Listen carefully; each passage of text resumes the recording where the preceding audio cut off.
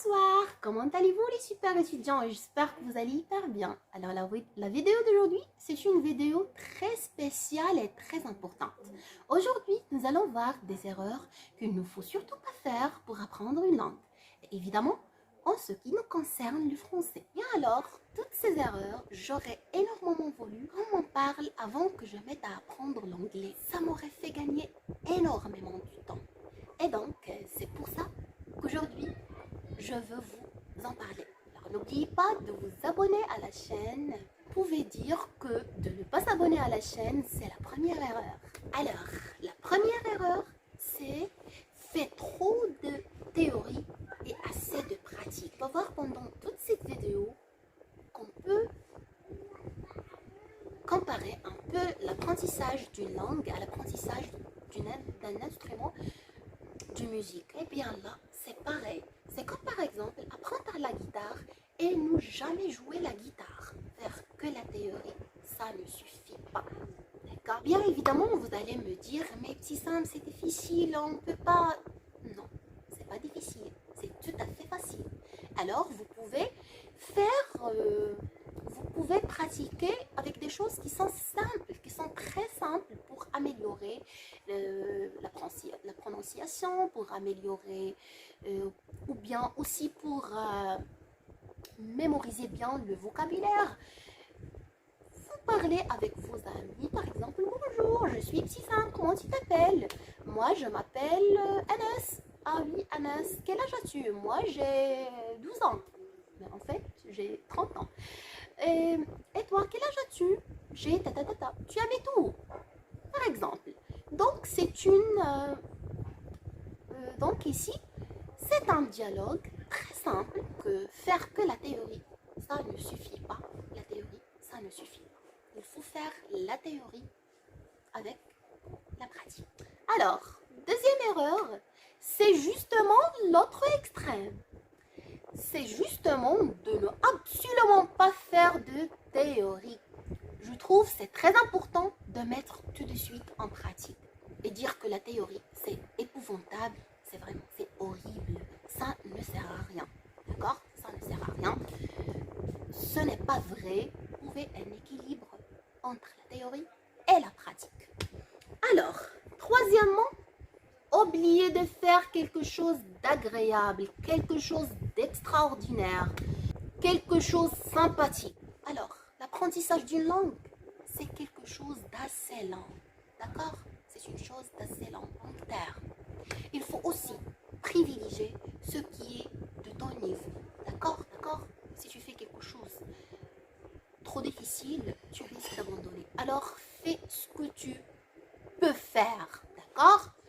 Il faut pas parler des sujets qui sont vraiment compliqués. Non, fais ce que tu peux faire, d'accord? Il faut pas faire des choses ou bien il faut pas dépasser ton niveau. Il faut que tu respectes ton niveau, d'accord? C'est la troisième erreur qu'on fait. Alors évitez de faire des choses de haut niveau. Il faut oublier de faire des choses agréables, des choses extraordinaires, des choses de je sais pas quoi. Fais ce que tu peux faire, d'accord? Il ne faut pas dépasser ton niveau. Quatrième erreur, c'est que tu ne fais pas ou bien tu ne planifies pas des objectifs à court ou bien à moyen terme. D'accord? Il faut que tu traces ou bien il faut que tu planifies des objectifs, des points à long et à moyen terme. Pourquoi? Va vous permettre d'être motivé, de voir vos progrès, de voir que tu as quelque chose, que vous apprenez quelque chose, de permettre de voir vos progrès, de voir vos succès, de voir que vous avez réalisé quelque chose, que vous avez arrivé à quelque chose. D'accord? C'est pour cela, il faut planifier des objectifs, à court ou bien à moyen terme, il faut tracer des points à moyen ou bien à court terme. Parce que si on arrive au point qu'on a déjà tracé, si on arrive à notre objectif, franchement, on se sent très motivé, très heureux. Ça veut dire qu'on a arrivé à faire quelque chose, d'accord? Qu'on a arrivé à apprendre quelque chose, qu'on a arrivé à les points qu'on a déjà tracés. Et c'est très motivant, c'est très important. Alors, cinquième erreur, c'est être irrégulier. Être irrégulier, c'est vraiment catastrophique. C'est vraiment catastrophique. Il faut être régulier pour apprendre une langue. Pourquoi? Parce que elle est fondamentale d'avoir une routine. Alors, c'est clair ça. C'est succession d'actions répétées d'une manière automatique. D'accord? Donc, il faut comprendre ça. Il faut comprendre que tu as une routine. C'est automatique ça. D'accord? Parce que tu fais quelque chose d'une manière quotidienne, d'une manière quotidienne, voilà.